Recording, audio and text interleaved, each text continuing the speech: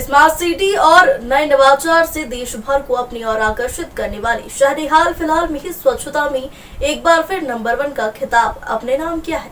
इस सब के बीच निगम का एक ऐसा कारनामा देखने को मिला है जिसने निगम की कार्यप्रणाली पर कई सवाल खड़े कर दिए।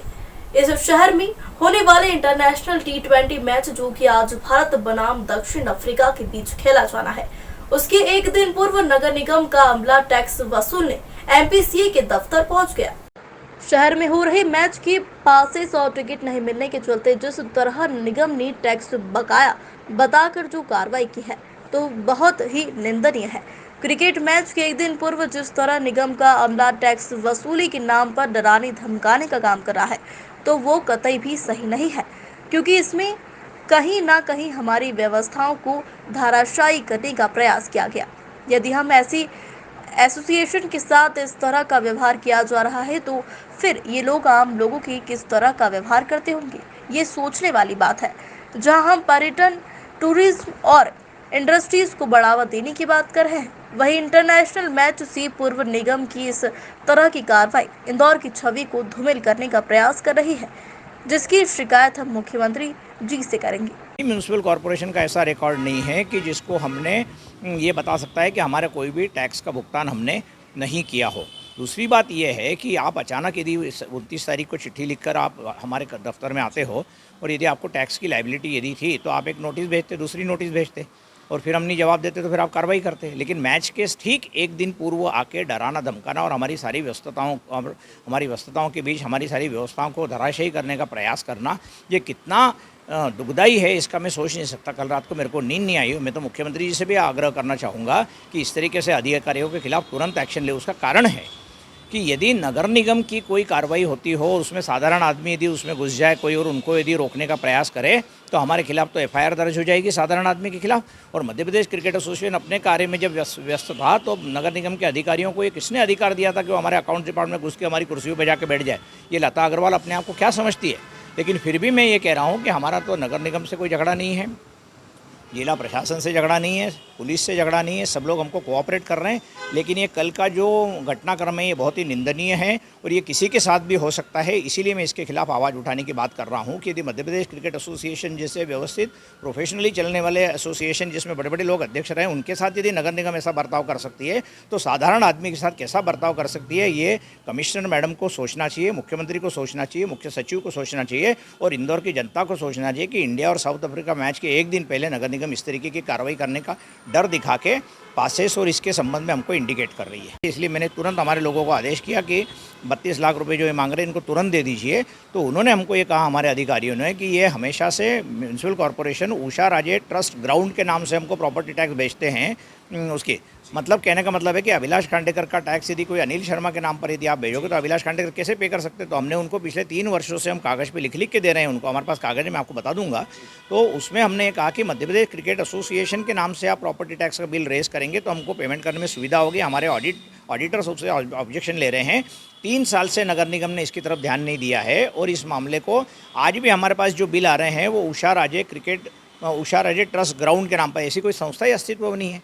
और ये नगर निगम के रिकॉर्ड ठीक करने को तैयार नहीं है नगर निगम, लेकिन हमारे ऊपर दादागिरी करने के लिए वो कल सारे लोग आ गए।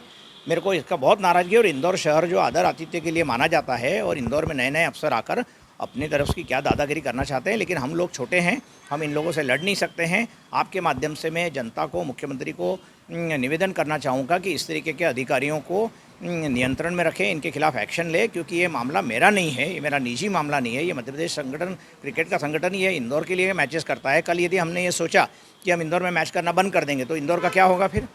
और हम कह रहे हैं कि इंडस्ट्रीज़ मीट करेंगे और अप्रवासी भारतीय मीट करेंगे इंदौर में और लोगों को बहुत बुला के उसमें इंदौर, उज्जैन, महेश्वर और सब उनको टूरिज़्म में। तो ये क्रिकेट के लिए जो लोग बाहर से आएंगे, जिस होटल में मैं रुका हूँ उसमें बहुत सारे लोग बाहर से आए हुए हैं।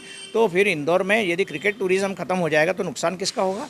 इंदौर शहर का होगा, इन अधिकारियों का नहीं होगा। मैं जब दफ्तर में बैठा था मध्य प्रदेश क्रिकेट एसोसिएशन के, तो अचानक मुझे बताया गया कि हमारे अकाउंट्स डिपार्टमेंट में बहुत सारे नगर निगम के अफसर आके उनकी कुर्सियों पे जमा हो गए और बोल रहे हैं कि आपके बकाया टैक्स दीजिए और आपकी बकाया कचरा शुल्क दीजिए और बाकी सारी चीज़ें, और हमने जो आपको लिखी थी चिट्ठी उसके बारे में आपका क्या वो है। तो 29/9 को उन्होंने कोई चिट्ठी लिखी थी हमको, उसी दिन हमने उनका जवाब दे दिया था।